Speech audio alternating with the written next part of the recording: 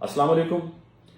बाजार में आजकल सैनिटाइजर्स बहुत महंगे मिल रहे हैं, लोगों ने स्टॉक कर रखे हैं, इवन के ब्लैक हो गए हैं।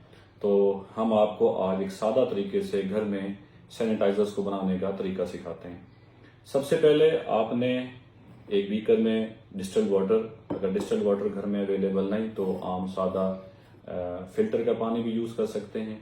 आपने 200 ml इसकी क्वांटिटी लेनी है एक बीकर में, और इसमें आपने सिपरेट, जिसे इथाइल अल्कोहल कहते हैं, वो इसमें डाल के मिक्स कर लेनी है।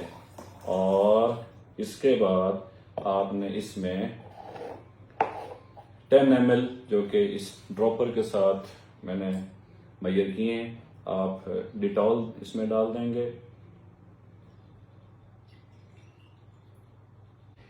इसके बाद किसी हिलाने की मदद से इसको पूरे 5 मिनट तक आपने हिलाते रहना है। ये एक सादा तरीके से घर में सैनिटाइजर तैयार हो चुका है।